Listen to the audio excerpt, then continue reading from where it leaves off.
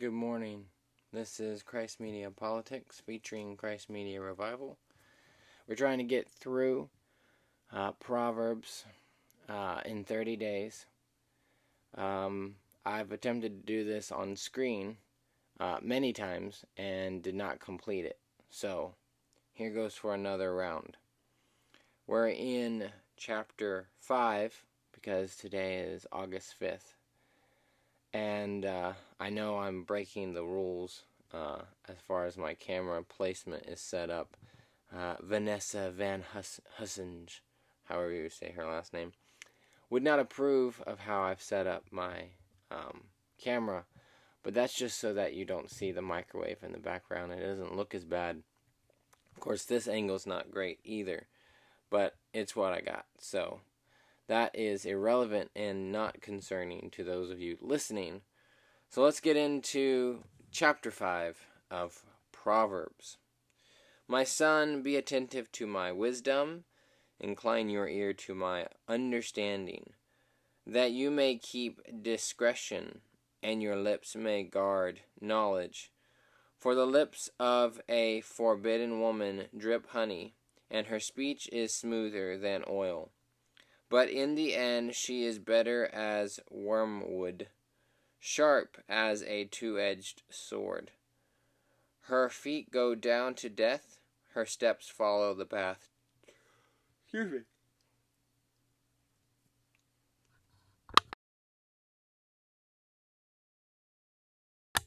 Her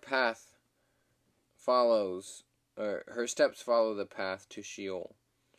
She does not ponder the path of life, her ways wander, and she does not know it. And now, O sons, listen to me, and do not depart from the words of my mouth. Keep your way far from her, and do not go near the door of her house, lest you give your honor to others, and your years to the merciless. Lest strangers take their fill of your strength, and your labors go to the house of a foreigner. And at the end of your life you groan, when your flesh and body are consumed. And you say, how I hated discipline, and my heart despised reproof. I did not listen to the voice of my teachers, or incline my ear to my instructors. I am at the brink of utter ruin in the assembled congregation. Drink water from your own cistern, flowing water from your own well. Should your springs be scattered abroad, streams of water in the streets, let them be for yourself alone, and not for strangers with you. Let your fountain be blessed, and rejoice in the wife of your youth. A lovely deer, a graceful doe, let her breast fill you at all times with delight. Be intoxicated always in her love. Why should you be intoxicated, by my son, with a forbidden woman, and embrace the bosom of an adulteress? For a man's ways are before the eyes of the Lord, and he ponders all his paths. The iniquities of the wicked ensnare him, and he is held fast in the cords of his sin. He dies for lack of discipline, and becomes of his great folly. He is led astray. So, I'm actually going to toss this Bible up here. It's laying on the floor. The old King James Bible. And we're going to jump to Proverbs chapter 5.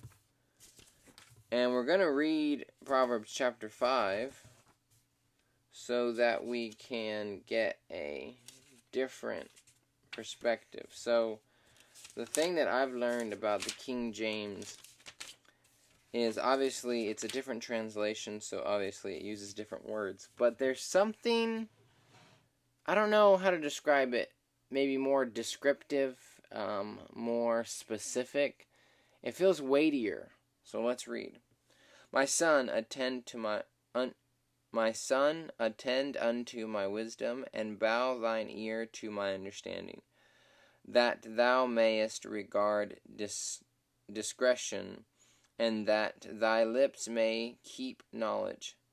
For the lips of a strange woman drop as an honeycomb, and her mouth is smoother than oil. But her end is bitter as wormwood, and sharp as a two-edged sword. Her feet go down to death, her steps take hold on hell. See? Lest thou shouldest ponder the path of life, her ways are movable, that thou canst not know them. Well, I'm working on my old English. Hear me now, therefore, O ye children, and depart not from the words of my mouth. Remove thy way far from her, and come not nigh the door of her house, lest thou give thine honor unto others, and thine ears unto the cruel. See, that's different. Give thine ears unto the cruel. I can't remember exactly what the ESV said. What was it? Suffering or a long amount of suffering, I think. Sorry for interrupting myself. And thou mourn at the last when thy flesh and thy body are consumed. And say, how have I hated instruction, and my heart despised reproof, and have not obeyed the voice of my teacher, nor inclined mine ear to them that instructed me. I was almost in all evil in the midst of the congregation and assembly. Drink waters out of thine own cistern.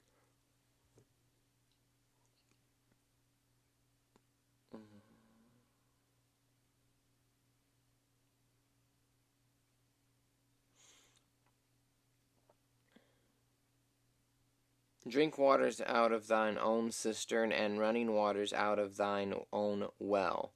Let thy fountains be dispersed abroad, and rivers of waters in the streets. Let them be only thine own, and not strangers with thee. Let thine fountain be blessed, and rejoice with the wife of thy youth. Let her be as the loving hind, and pleasant rue. Let her satisfy thee at all times, and be thou ravished always with her love. And why wilt thou, my son, be ravished with strange women, and embrace the bosom of a stranger? For the ways of men are before the eyes of the Lord, and he ponders all his goings. His own iniquities shall take the wicked himself, and he shall be holden with the cords of his sins. He shall die without instruction, and in the greatness of his folly he shall go astray. In the greatness of his folly he shall go astray. When a person is deceived, sometimes their deception increases to such a degree that it is almost as if they are completely shut off. The reality changes, the truth changes. They're so marred and deceived and twisted and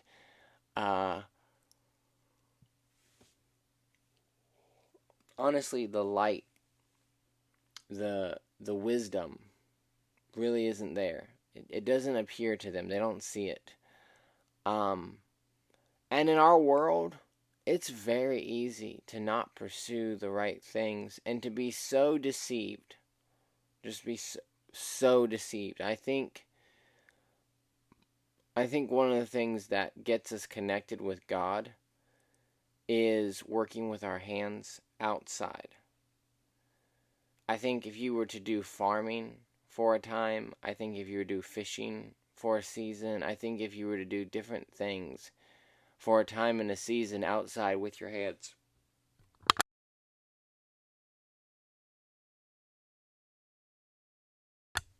you would start to have a connection with your Creator in a way that you haven't had before, because technology, in my opinion, really starts to have the effect of disconnecting us from the Creator and sending us into that inception, that deeper layers of the matrix. God only created this matrix for us, and then we went and created more matrices within the matrix. But God doesn't want us so far down the rabbit trail that He can't save us, that He can't pull us out, and that we can't recognize the real world from the shadows. And that's coming from Plato's cave analogy. So, thanks for listening. Thanks for watching Christ Media Politics, featuring Christ Media Revival.